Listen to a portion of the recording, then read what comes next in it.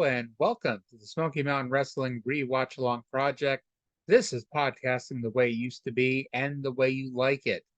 This show is a production of the Something Else Podcasting Network, and it is episode number 029 of Smoky Mountain Wrestling from August 15th, 1992, taped August 10th, 1992, at the Avery County High School in Newland, North Carolina.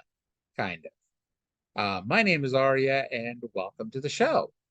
I say kind of because, despite the show kind of taking part during the TV taping, we have one match from the TV taping and a couple interviews, but this week's show is mostly a recap of Fire on the Mountain, which was the big show that happened last Saturday night, August 8th.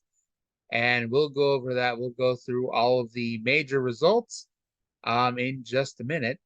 Welcome to the show. Now, in case this is the first time you've ever checked out the Smoky Mountain Re-Watch-Along Project, what we do is we watch every episode of Smoky Mountain Wrestling beginning with episode number 1 on February 1st, 1992, and go all the way to episode number 200 on November 26th, 1995.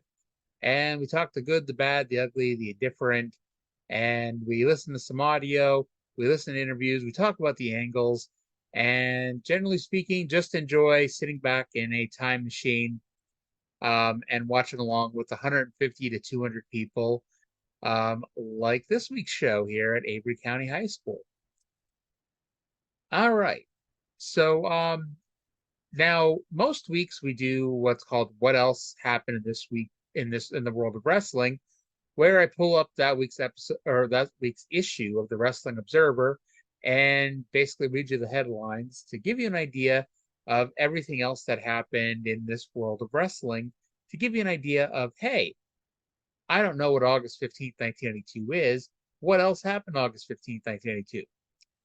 Well, we didn't do it last week, and we're not doing it this week. And the reason why is because Dave's in Japan. Dave went on a couple-week tour of Japan, following along New Japan and a few other companies, and there was no Observer for 2 weeks. So next week we'll be back and, go from there. Now I could do more research here and be like, hey, this happened. It's like, yeah, why bother? There's a lot to talk about here this week on Smoky Mountain anyway. And let's get to it. So again, this is Smoky Mountain Wrestling, August 15th, 1992. From Avery County High School in Newland, North Carolina, in front of approximately 150 to 200 people. It does look good. So, they made 150 to 200 people look good at least. But let's go to the intro. It's with Bob Caudle and Dutch Mantell, and they got some big news about our champions, our existing champions, and the future of them. Hi, wrestling fans. Welcome to another exciting, action-packed hour of Smoky Mountain Wrestling. Professional wrestling the way it used to be and the way you like it. I'm Bob Caudle, and we got a great hour in store for all of you fans this week. Today we're going to be recapping all of the exciting action of last week's Fire on the Mountain Spectacular, and we'll be talking to some of the winners and some of the losers. My tag partner right here, Dutch Mantell. Dutch? Well, first of all, I got good news and I have bad news. Let's get the good news first. All right. Brian Lee, primetime Brian Lee, is no longer the Smoky Mountain heavyweight champion. He was defeated by the Dirty White Boy at Fire on the Mountain in Johnson City on August the 8th. That is the good news. That's the good news. What's the bad news, Dutch? The bad news is the Fantastics and the Heavenly Bodies went at it at Fire on the Mountain, and unfortunately, they are no tag team champions. Oh, wait, yeah, we do. We've got tag team champions. You can't call the Fantastics champions. No way, no shape, form, or fashion. They are. They're the Smoky Mountain tag team champions, Dutch. Well, first of all, let me say one more thing. On Down and Dirty with Dutch today, I got a very special guest, a big surprise in a main event today. Pits the Dirty White Boy in his first Smoky Mountain wrestling defense against Dixie Dynamite right here today. All right, fans, and we'll be ready. We'll have action for you right after we take this time out. Fantastics are not champions. All right. So we'll see what he's talking about, but apparently both championships changed hands at Fire on the Mountain. We have a new Smoky Mountain champion. It's the Dirty White Boy. He's going to be defending that title today on this program against Dixie Dynamite. And that is our one main event here in Newland, North Carolina this week. And so from here, oh, by the way, we also have Down and Dirty with Dutch with a surprise guest. So we'll see who that is and what happens there. But yeah, so we have two new champions. We went from having a heel champion and a babyface champion to having a heel champion and babyface champion with Dirty White Boy and the Fantastics now. Dutch is disputing the finish of the tag team title match. Now you might be wondering, what the hell is he talking about? How is there controversy? There is a little bit of controversy, and we'll get into all that here in a few minutes. They go to commercial, we come back, and we are joined in progress with the Smoky Mountain title match, where Primetime Brian Lee defended against Dirty White Boy with Mr. Ron Wright in his corner. The announcers for this were Les Thatcher and Phil Rainey. Here's the funny thing. Phil Rainey has been on this show probably a dozen times or so. He was the person who did the skits with Jim Cornette when they were on a search for Jim's new tag team, and they kept being foiled one way or the other. He was that guy. He also does a lot of the local promos at this point. I am constantly forgetting his name. It was actually 32 minutes into this week's show when Les said Phil during the Rock and Roll Express Stud Stable match that we'll talk about, that I remembered what the fuck Phil Rainey's name was. And by the way, this continues because I've already watched next week's show, and I seriously had to scroll up and read this week's notes to remember Phil Rainey's name. I don't know. I can't even explain why. I just have a mental block on Phil Rainey. It's apparently a name that is not meant to be remembered. So as I mentioned, we are joined in progress. Lee ran wild until Dirty White Boy got sent outside the ring and got a chain from Mr. Wright, who knocked out Brian Lee.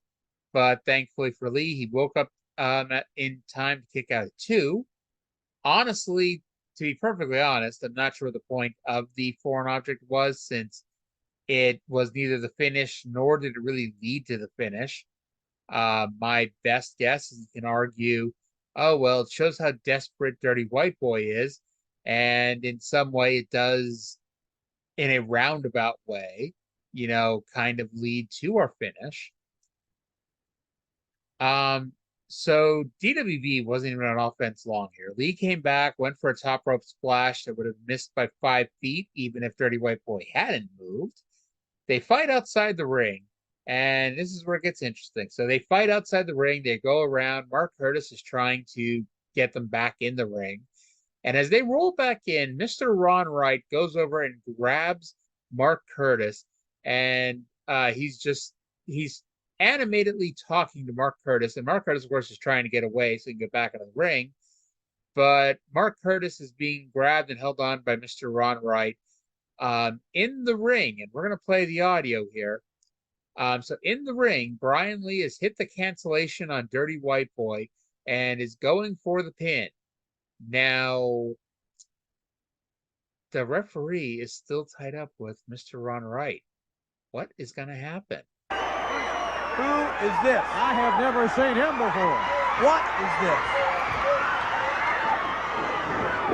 A clothesline by whoever, whatever, why ever, and if ever, and I'm not even sure. And the referee never saw it. Dirty White Boy comes up the winner. Ron Wright bonus. 13 minutes, 18 seconds. Your winner. Well, I'm sitting. And the new Smoky Mountain I don't know if that was a fugitive from a Halloween party or exactly what, but I've never seen him. But now you've got a champion by the name of the Dirty White Boy, Tony Anthony. He defeats Brian Lee for the Smoky Mountain Heavyweight title. And while Ron Wright was pulling a Sanford heart attack on the referee, this guy comes out of nowhere looking like a genie out of a jug. I don't even know, Phil. Now you've got to say, how much did Ron Wright pay the guy to come in and take care of him? Or did Ron? Or, yeah. Where is he? Or what is he? I hadn't seen this fellow in the dressing room. Or where he came from. I have no earthly idea. So suddenly, as we mentioned, Ron Wright is talking to the referee. Suddenly, a very large in every sense of the word. Very white, very bald man hits the ring and takes out Primetime Brian Lee with a single clothesline. And Dirty White Boy just crawled over and made the pin and won the belt. The king is dead. Long live the new king. Now, I did start a cursory search of the internet to discover who this very large, very fat, very bald, very white man was. And I very quickly gave up because I legit don't remember who this is. And he didn't look that familiar. He kind of reminded me of Bruiser Bedlam, but I'm pretty sure it's not Bruiser Bedlam, mostly because this guy has, like, if not zero tattoos, very few tattoos, and no mustache.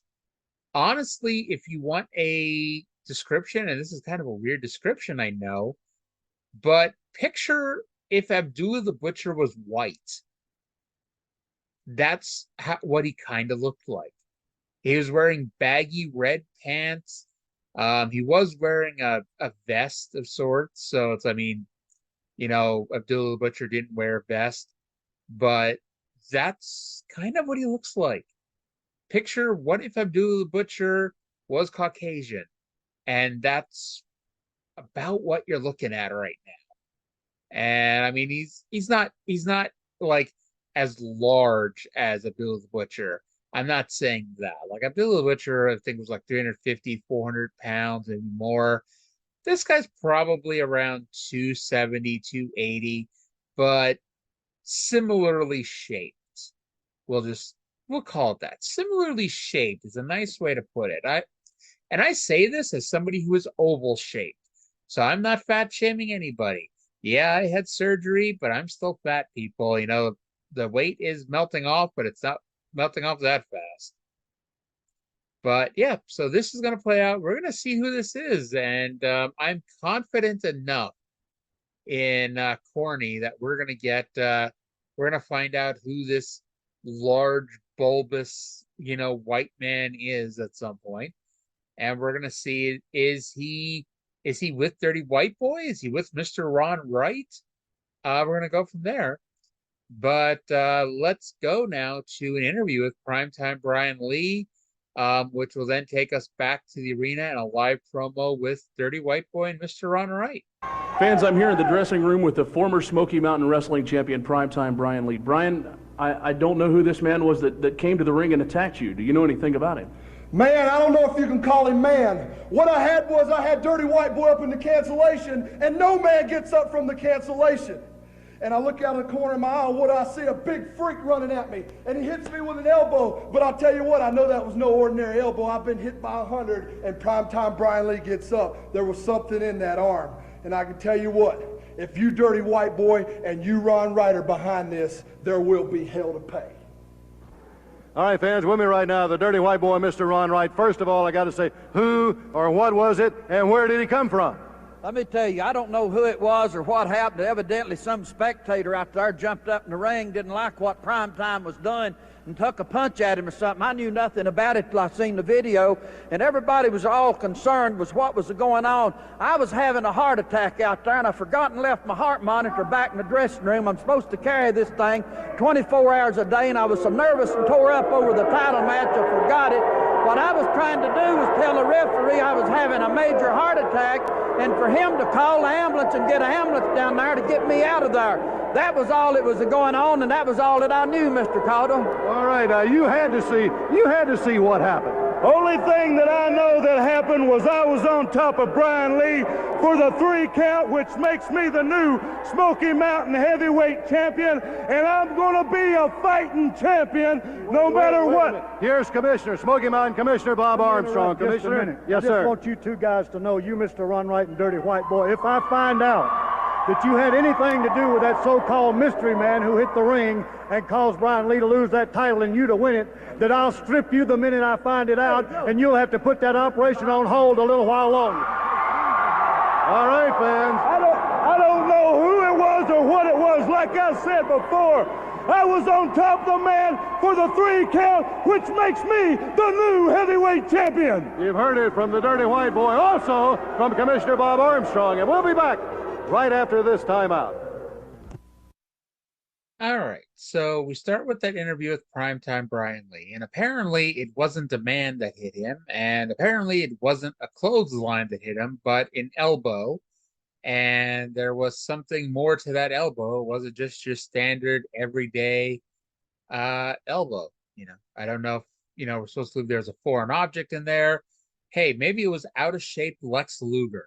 Like, the WBF, basically is dead now. So maybe Lex just really let himself go. He shaved his head, and he showed up and hit him with that ace is the place forearm of his, with all the plates and whatnot on his forearm, and it was not Lex Luger. I'm sure y'all know that already. Especially since Luger is the narcissist in like 4 or 5 months, and he was in pretty damn good shape then. He did not suddenly put on, a whole bunch of fat and show up in Smoky Mountain with a bald head. Yeah, sorry. Anywho, that then sends us to a live promo with Dirty White Boy and Mr. Ron Wright. Mr. Ron Wright, and see, they mentioned this. Les Thatcher and Phil Rainey mentioned that he's doing a Fred Sanford impression, that he's having a heart attack. And to be perfectly honest, I did not really pick up on that. That's what he was implying when he was grabbing Mark Curtis. I think too, because it's a house show, so they're not doing, a 4-camera shoot with great lighting and close up. So you're just getting, and well mic'd, cameras too. So you're not getting like the super close-up you're having of Ron Wright going, oh shit, this guy's going to have a heart attack. So it's like it had to be said because it wasn't coming across well. It just came across as standard interference. But anywho, he says he's having a heart attack, and that's why he's grabbing the referee so he can call an ambulance. And he didn't have his heart monitor with him. And you're supposed to, hey, I can tell you this as somebody who works in a local medical facility. If you need a heart monitor, you need to carry that thing around with you. It is not a joke here, folks. And Mr. Ron Wright really should have had his heart monitor with him and his medication that he needs too. White Boy also claimed ignorance. In walked Bullet Bob, who said that if he finds out that Dirty White Boy or Mr. Ron Wright had anything to do with it and knew anything about what happened, that Dirty White Boy would be stripped of the title. So I guess we have to now find out who this mystery person who assaulted Primetime is and cost him the belt. Now, up next, and I'm not going to play it, but they air a local promo for an upcoming house show, which actually spoils a big happening later on in this episode. Like, honestly, they should have reversed the order of the local promos and had the heel local promos go at the end of the show and the baby faces here at the beginning. That'll be all I'll spoil for you right now, is that it was something heel related that they, spoil for you if you're paying close enough attention. All right, speaking of promos that are going to ruin your day, Tim Horner has something to say. Oh, by the way, and I guess it's important to say, Dirty White Boy said he will be a fighting Smoky Mountain champion. Why is that important? Because Tim Horner wants a title shot. With me right now, here's White Lightning Tim Horner. Tim, the new champion, says he'll take on anybody. That's got to include Tim Horner. What about it, Tim? Well, that's right. I heard him out of here saying that he was going to be a fighting champion. Yep. That's what he said, if I'm not mistaken. Well, I just wanted to come out here, Mr. Collins, and throw my hat in the ring, so to speak. I'd like a shot at that Smoky Mountain heavyweight title. Since I've been here, hadn't got the opportunity to wrestle the champion, but now I'm saying to you, Dirty White Boy, I'd like a shot at you. Because I'm from this part of the country, Mr. Collins, and I think I could be a champion that these people could be proud of, because I am one of them, and I work hard just like they do. So, Dirty White Boy, all I'm asking is a shot. I'm not saying I can beat you, But all I want is the title shot. All right, fans, there he is, White Lightning Tim Horner. He thinks he deserves it. I also think he deserves it, so I hope he gets that shot. One of the other outstanding matches, of course, at Fire on the Mountain featured the Fantastics and the Heavenly Bodies. Let's go now and look at some of the action that occurred during that match. All right, so as we've mentioned before, keep Tim Horner to about 30 seconds. Because after 30 seconds, he gets stupid. And this was no different. So the gist of it is he wants a title shot. Great.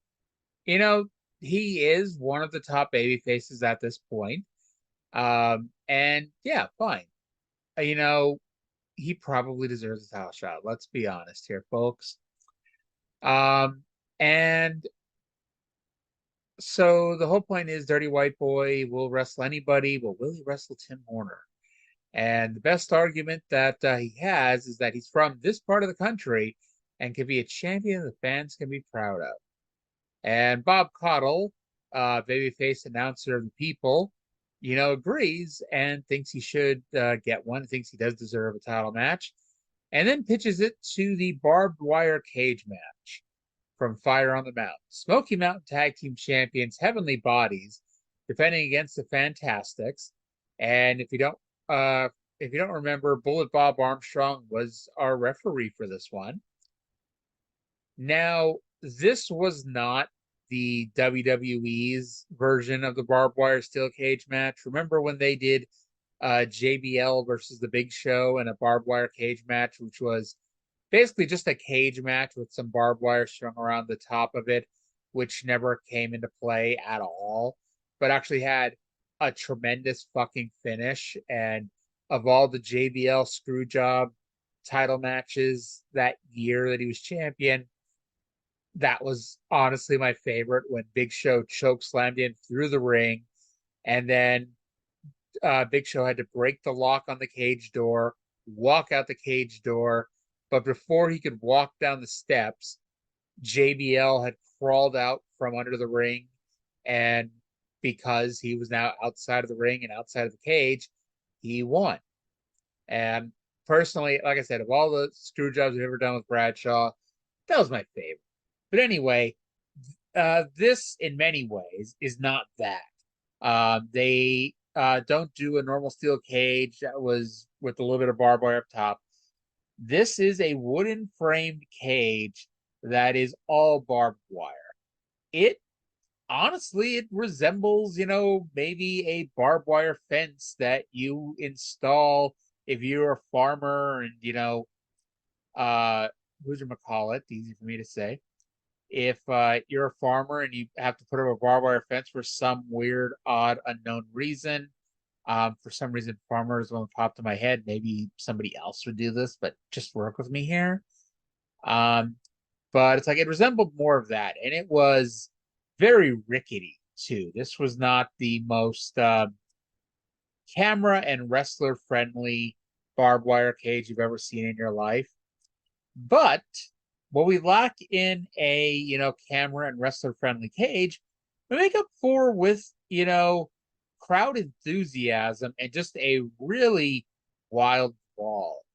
Cornette threw powder in the eyes of one of the Fultons, which Bullet Bob did notice and threw Cornette out.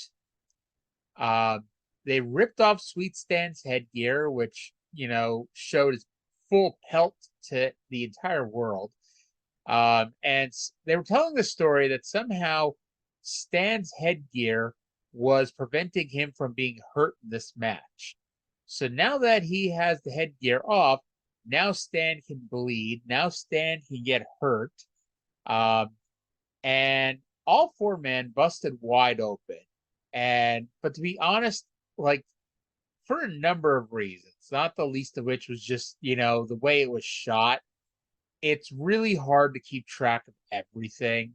Like, it's really hard to sit here and say that, oh, Bobby Fulton did this, Stan Lane did that, Tom Pritchard did this, Jackie Fulton did that.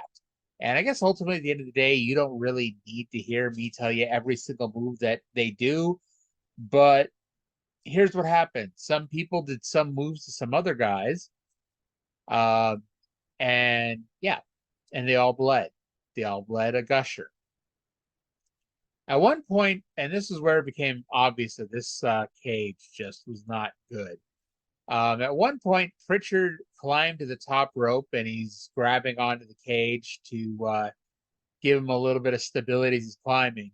And the cage is rocking back and forth. Like, you know, honestly, I was thinking that if he put much more energy and much more effort into it, that the damn thing might fall over or, might break. But yeah. So we're going to play you the finish here. The last 47 seconds of the show, 47 seconds of the match, excuse me. And then come back and tell you what's going on. Stan Lane and hammering him with it, taking him into that barbed wire again. Cornette is back. Cornette is back. The racket goes to Tommy Pritchard. Pritchard is taken away by Commissioner Bob Armstrong. 2 and 3. And with Time of the fall, Commissioner Bob Armstrong. 18 seconds, You've got winners. new And new tag team champions, the Fulton brothers, Bobby and Jackie, champions. And Cornette comes over here. He can't believe his team lost the title. Jim Cornette is beside himself. Threw the tennis racket in the ring last to help out his wrestlers, and they lost the match. All right. So the finish, Cornette runs back ringside. And, in a match that has a fucking barbed wire cage, the ultimate weapon is, of course, the fucking tennis racket. And so Cornette throws the tennis racket in. Tom Pritchard grabs it and goes to clock one of the Fultons with it. However, Bullet Bob turns around and sees this and decides in this barbed wire cage match, this no disqualification, anything goes match, that no, you cannot use a fucking weapon like a tennis racket. He stops Tom Pritchard. He grabs it out of his hand, and Pritchard gets rolled up, and the Fantastics win, and they win the belts. We, as predicted at the beginning of the show, we have new tag team champions, and it's a bit of a controversy. And we're going to go now to an interview, first with the Heavenly Bodies and Jim Cornette, and they're going to then go to a live interview with the Fantastics, and we'll be back to talk about it. We're here in the dressing room with the former Smoky Mountain Tag Team Champions, the Heavenly Bodies, and Jim Cornette. Let me just tell you one thing. You want to talk about former champions? Let's talk about being Shanghai. Let's talk about being in Bob Armstrong's back pocket. I think he was going to make sure that we lost the titles regardless of what it took. I'm going to tell you, we're not standing for it. It's a barbed wire cage match where anything goes, and then you want to take something away from me, Armstrong? It's not going to happen. Let me tell you something right now, Armstrong. You sit back, you let the Fantastics do everything they could do. The one time that Tom Pritchard gets something in his hand, you got to stick your nose in. You meant from the start for us to lose the belts. That's obvious. It's real clear. We understood that from the start. We thought we could do something about it, but you shanghaied us. So right now I'm saying, if you don't sign a rematch within 24 hours, if you don't sign another shot for the Heavenly Bodies to take on the Fantastics within 1 day, then Bob Armstrong, I promise you, this is America. You can sue anybody for anything, and I'll have so many lawyers descending on you, picking the meat off your bones, you old fossil. They'll sue you till you're so broke that you won't be able to pay attention.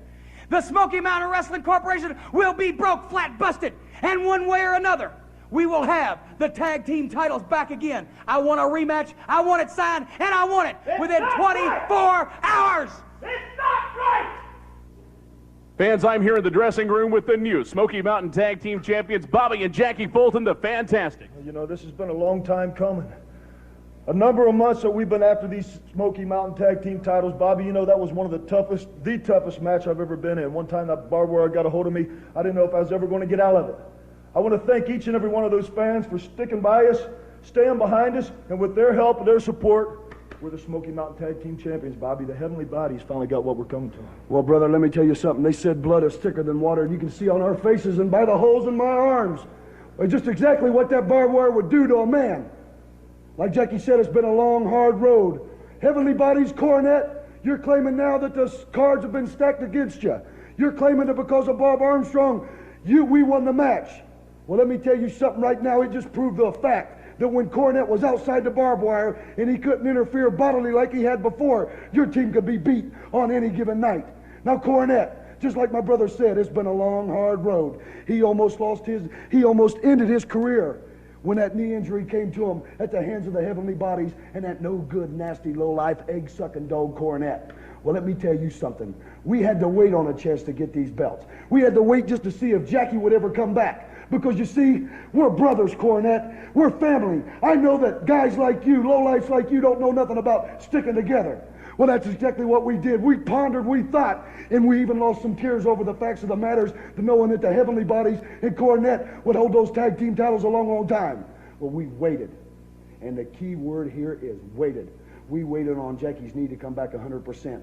We got the opportunity to get in that barbed wire match. Like Jackie said, I've been in wrestling 15 years, watched it all my life, and I've never seen anything so brutal, so bloody in my life. And I've never felt the pain when I felt that barbed wire reach out and grab my face. You can see the tape right now, and the blood's still dripping down, and it's been some 30 minutes since that match, and we do need medical attention. But Cornette, heavenly bodies, we've got a surprise for you. You want these belts right here? Well, we love them. It's like Jackie said, winning the Super Bowl. We're going to let you guys sit back and wait. Because you see, we don't have to defend these belts for 30 days, and it's going to take that long for these holes to heal in our head and in our back. It's going to take that long. It might take longer. And you know what, Jackie? When we come back within that 30 days to defend these belts, because we're going to be fighting champions, it could be some other team altogether. So, Cornette, I want you and your heavenly bodies, who are beat up and battered, to realize one thing, that the Fantastics, we're going to let you sit and wait a little bit. Cornette, the key word here is you're going to wait for a title shot with the Fantastics. Well, fans, it looks as if Jim Cornette has a long wait in store for a crack at the Fantastics tag belt. I think it cannot be too long for Jim Cornette. Now, we'll be back with Down and Dirty in just a moment, right after this. All right, so I was wrong. It wasn't actually a live promo here with the Fantastics. It was, in fact, pre-taped or taped at the same time.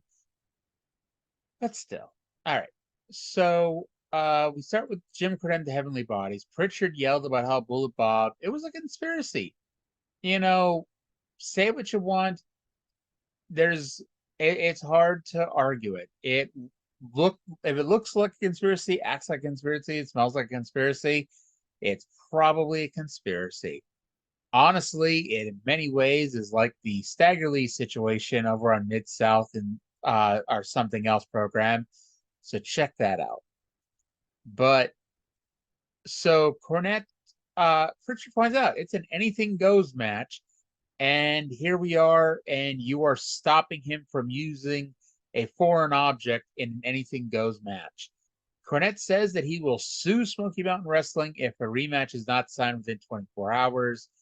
We go to a Fantastics promo, and it's one of those things where it's like, even if you felt bad for Heavenly Bodies and think they have a point, you go to the Fantastics, who remind you why they don't. The Fantastics, you know, they talk about the injury to Jackie's knee, which started this whole thing back in May. They talk about, you know, all the hoops they had to jump through to get a title shot. And then they finally did. They got one title shot and finally able to pick up the win and get the belts. However, rules of wrestling, you only have to defend the title once every 30 days.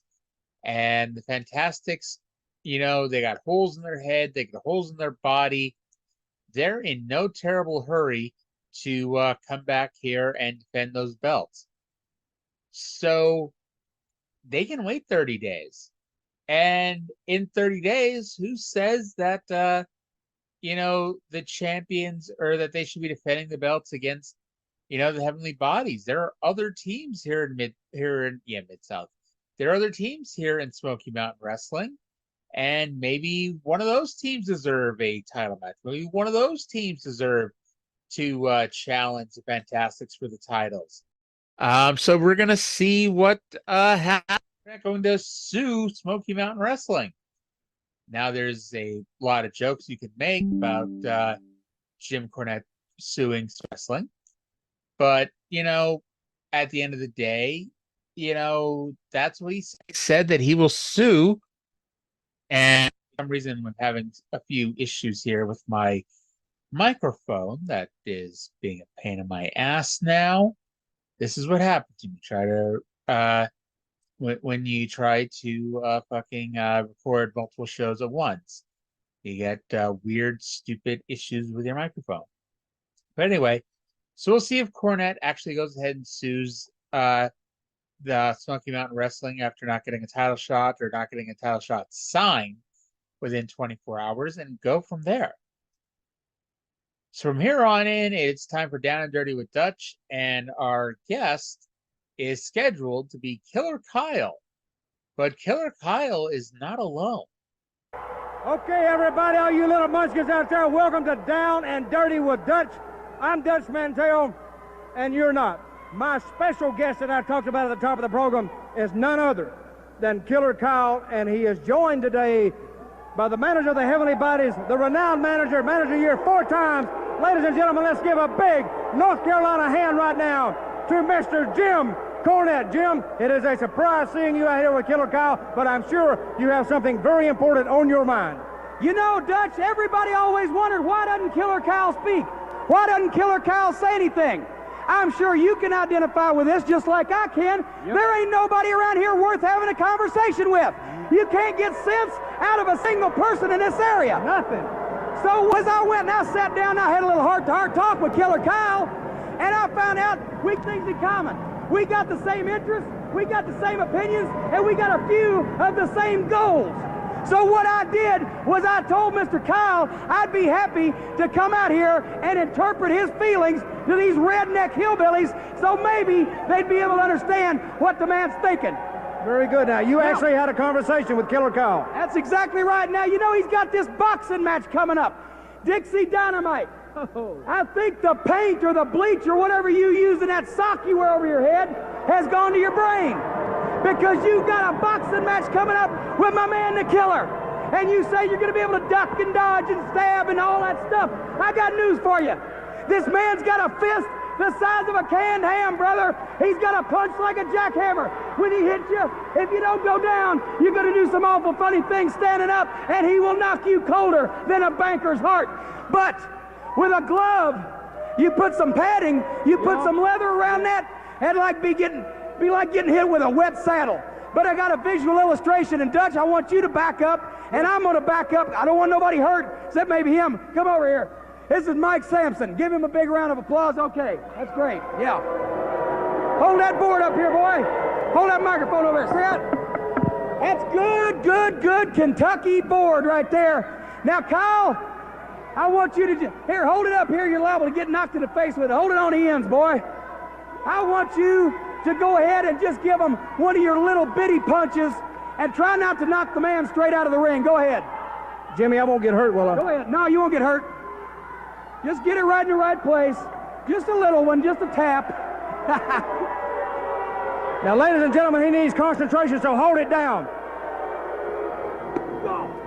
Whoa! You see that? Let me tell you something, Dixie Dynamite, brother. You get in the ring with this man, and he will break you in half, just like yesterday's garbage, just like the garbage that you are, brother. Killer Kyle. Jimmy, let me ask you one question. What? Does this mean that you will be Killer Kyle's manager from now on out? I think it would be safe to say that Killer Kyle and I are going to be seeing a lot of each other from this point on. Okay, fans, you heard it right here first on Down and Dirty with Dutch. Jimmy, thank you. Killer Kyle, thank you. Mike Sampson, thank you. Ladies and gentlemen, stay tuned. The big main event coming up shortly. Dirty White Boy in his first title defense against Dixie Dynamite. We'll be back in 2 minutes. Okay. So what do you do when you're going to have a 3-minute interview segment with a guy who doesn't talk? Well, the guy who doesn't talk gets a manager, and it's Jim Cornette. Corny theorizes that the reason why Killer Kyle doesn't speak to anyone is because there's nobody in the Smoky Mountain area worth speaking to. Corny said that he's had a conversation with Kyle, and he will now speak for Killer Kyle. And apparently there is some kind of a boxing match coming up between Killer Kyle and Dixie Dynamite. And Corny tells us that Kyle will knock Dixie colder than a banker's heart. And actually, to help you out, Corny has a visual illustration and brings in Mike Sampson to hold the board while Kyle broke it with his fist. And that took a full minute to achieve, by the way. And watching it was about as entertaining as listening to it. As you know, if you're entertained by them setting up somebody punching a board, then this was the segment for you here. But basically, Mike Sampson held the board, and Killer Kyle put his fist through it. Now, the funny thing is, the way it was being held, in theory, it should have cut in the opposite direction. If that makes any sense. Like the board, it was too clean of a cut. And obviously, they used a fake board, a trick board, whatever. It was too clean of a cut, and also the way it was being held, it should have cut the other way. But hey, what the hell do I know, right? Anyway, this is also to spoil something from earlier. This is actually what got spoiled in the local promo, where Phil Rainey talked about how Killer Kyle and his manager Jim Cornette would be in, I think it was a handicap match against Dixie Dynamite on the next show. And it's like, yo, dude, that should have played at the end. All right. So Killer Kyle now is Jim Cornette, so we don't have to keep having our goofy semi-weekly segments where we try to interview poor Killer Kyle who doesn't want to talk. And we do have somebody who does want to talk, Mr. Wonderful Paul Orndorff, who is still feuding with Rugged Ronnie Garvin. All right, fans, one of the wrestlers has had, I think, a lot of trouble with Smoky Mountain Commissioner Bob Armstrong is Mr. Wonderful Paul Orndorff, particularly with the pile driver, Mr. Wonderful. Let's get one thing straight. I don't need all those 8-to-5ers out there cheering for me, because I got enough money and I got enough ability that I don't need nobody's help. I don't need the encouragement of the people. I don't need those little kids. You just look. Shut it up. Shut it up. And another thing. You just look at everybody I beat with my pile driver. Look at Ronnie Garvin. And Ronnie Garvin, you're going to go down one way or the other. Nobody wants Mr. Wonderful to use his pile driver. That no good Bob Armstrong, he's trying to bet. Here he is, Commissioner Bob Armstrong. I just want to ask you one thing, Paul Orndorff. Come in here where you can hear me. Now, I know earlier in the year you had a problem with primetime Brian Lee, and I want to know if you had anything to do with that goofy-looking big guy that hit the ring during his championship match. What about that, Mr. Wonderful? What big? You mean that guy with the little hair? That little hair sticking out? That's the one. That's the one. The guy that got his hair standing up? Yeah. I ain't never seen him in my life. Well, let me tell you this. If I can prove you did have something to do with it, the price may be higher than you want to pay, mister.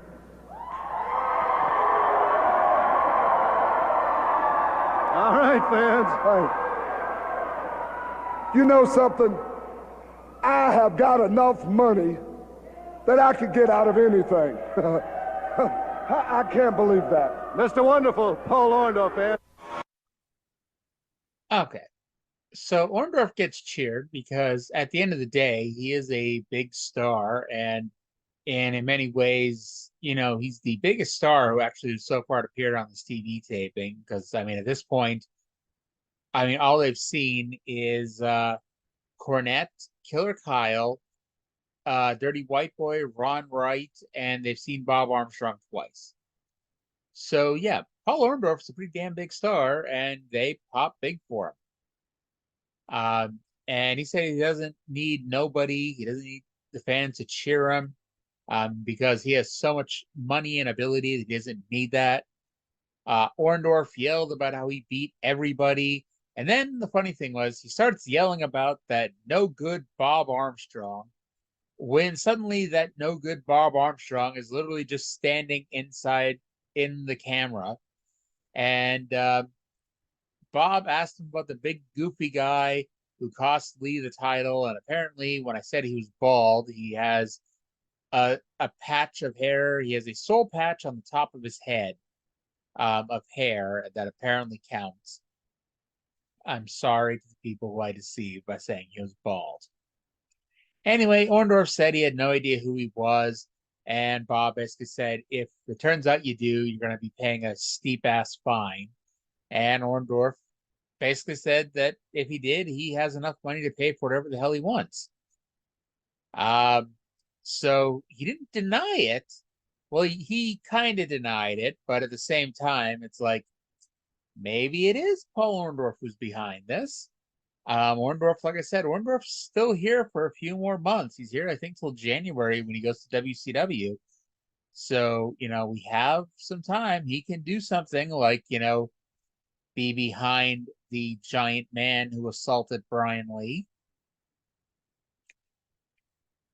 And then we go to the Rock and Roll Express versus the Stud Stable, Jimmy Golden and Robert Fuller. So this is the Rock and Roll Express's first match as a team since the fall of 1990. Because that was when Robert Gibson hurt his knee and was out for, 6, 7, 8, 9 months. Ricky Morton then turned heel, and they did the feud that nobody ever wanted with Gibson and Morton. But so this is their first match as a team in almost 2 years, and the crowd went fucking insane during the intro. Now, here's the issue. I have started again posting these on YouTube. And if I play the introduction, I'm going to get hit with a copyright strike here. So because it's going to play the Rock and Roll Express's music. So I'm going to play a little bit, about 10 seconds worth after the music ends, and the crowd is not quite as vociferous. Like if with the music they were a 10, they're like a 9-8. See, we're gonna play it to at least get an idea of how batshit crazy this crowd was for the fucking Rock and Roll Express here. Let's play that now. All right, Don't You Go by Robert and Ricky. And the Express takes off on the Stud Stable. Seriously, I would tell you, go find Fire on the Mountain. It is on YouTube. This is one of the main events. And just cue to the intro. If you want to hear 1,000 people or 1,200 people or whatever was in Knoxville that night, lose their shit, this is a good way to find 1,000 people losing their shit. I don't know where their shit went, but they lost it. They no longer have shit because of this.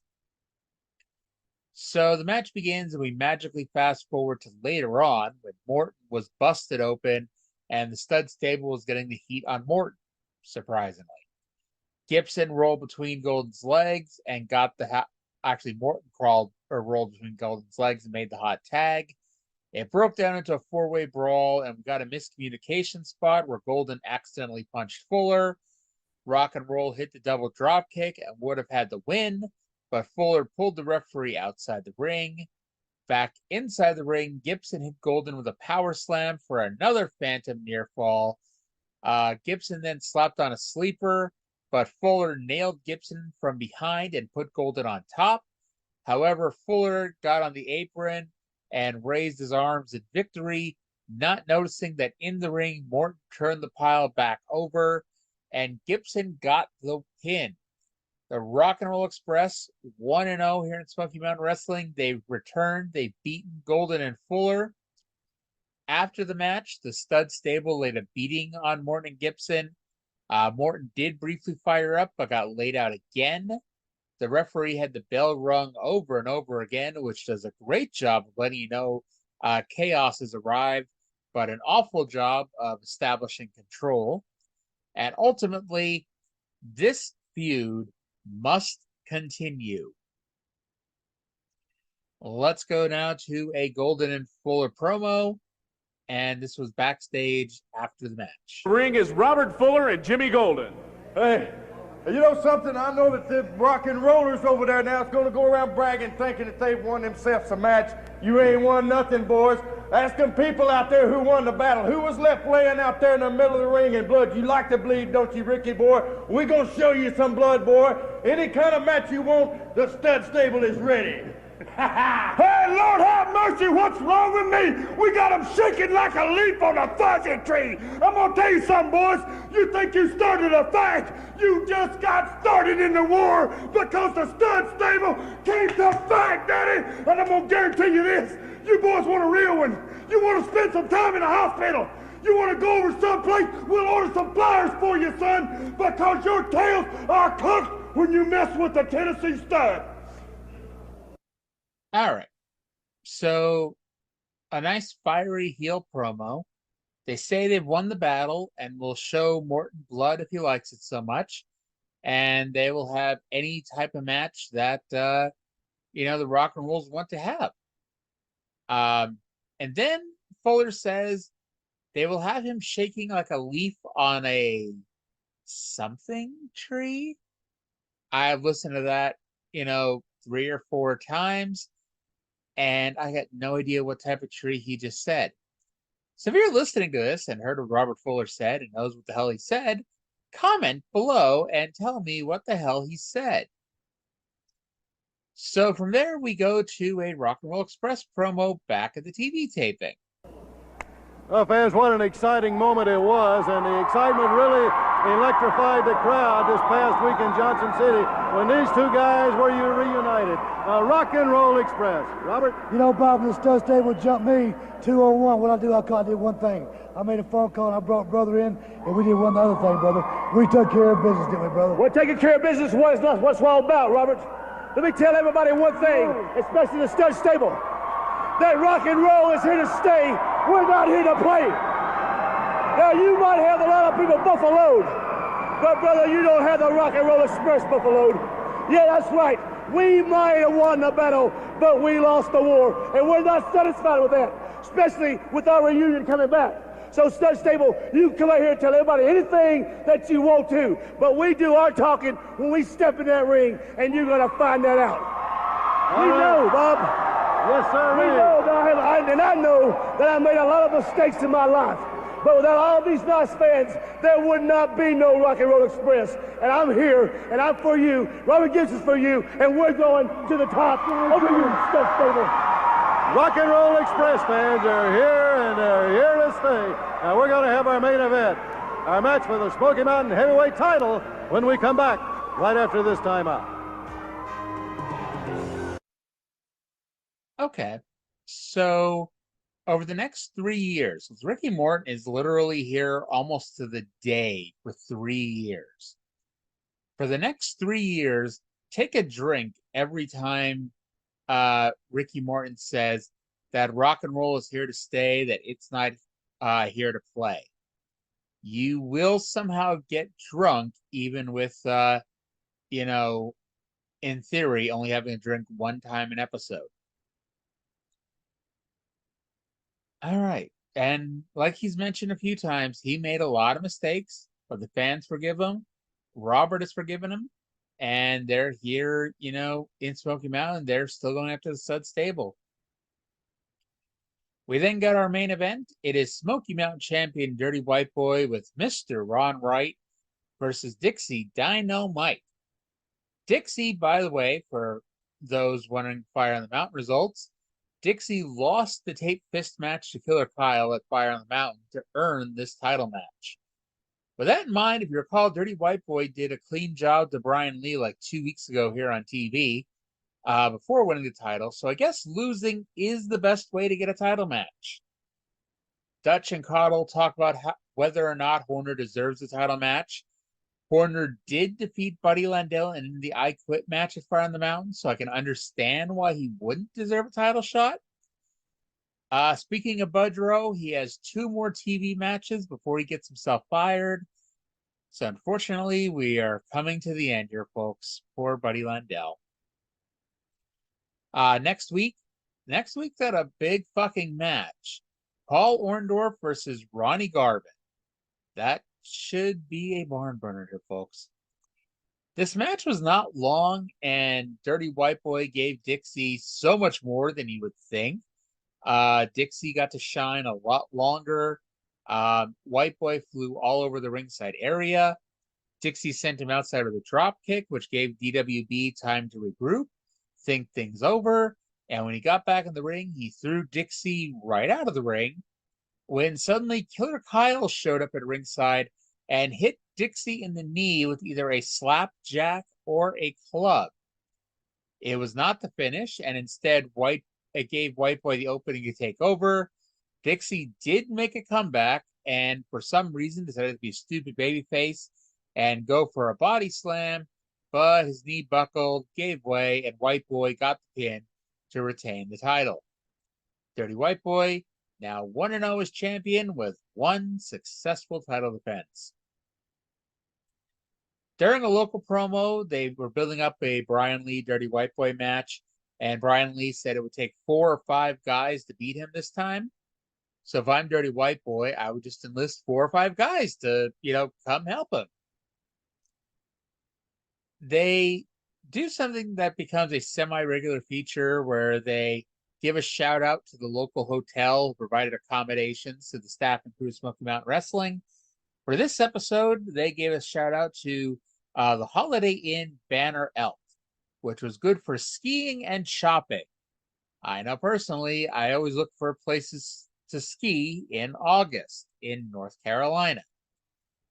Now, from what I can tell, this hotel is now called the Holiday Inn Express Blowing Rock South in Blowing Rock, North Carolina, and has a 3.9 rating on Google, which, hey, is better than a lot of businesses you see. The main criticism appears to be that they don't have a large staff that will address your issues promptly. So if you're in Blowing Rock, North Carolina, and you're low maintenance, that might be some place to check out. Let's finish up the show with a Dixie Dynamite promo. It took him a few minutes to hobble over to the announce desk with Bob Cottle. Dynamite Dixie, I tell you again, unfair advantage taken of you up there by Killer Kyle, the Dirty White Boy, and Ron Wright. I'm sure Wright had something to do with it. Let me just say one thing. All these good Smoky Mountain wrestling people saw Killer Kyle. They've seen him come out and file in case. They've seen him take me to the top rope. They've seen him jack my jaw with his fist tape. They've seen tape fist matches. But what you still see, Killer Kyle, is Dixie Dynamite, long and lean and standing tall, bud. Real tall. What about I'll tell you something else. That's on. right. I got him with gloves on. 10 rounds of boxing. I don't care where it goes. And let me tell you, big man, you try to take me out by hitting me in the knee. Well, I don't know what felt like a piece of iron. Well, let me tell you something, brother. Dixie D's still fast as can be. And if you don't believe it, ask me. All right, fans, next week right here on Smoky Mountain Wrestling, Ronnie Garvin and Mr. Wonderful Paul Orndorff. And until then, so long for now. Okay, so Dixie said all the good people have seen all the dastardly things Killer Kyle has done to him, but he's standing tall, and somehow this is now leading to 10 rounds of boxing. And he talks about it as fast as he can be. I'm not saying Dixie has no chance, but I don't remember how many punches he throws, and his damn finish is the Confederate kick. So I imagine the story they'll try to tell is Dixie trying to let Kyle tire himself out and then take advantage. Because otherwise, this is a Mike Tyson squash match in his prime. But that's going to do it here for Smoky Mountain Wrestling. 29 down, 171 to go. We have a new heavyweight champion, and we have new tag team champions. And I don't think our next big show, or at least our next show that we're really going to be plugging the shit out of, I don't think it's until November. I could be wrong, but I think that's the next big one. But we'll see what happens next here. But, that's going to do it for Smoky Mountain. Thank you all for listening. Hope you have a good Thanksgiving next week. And we'll talk to you again next week.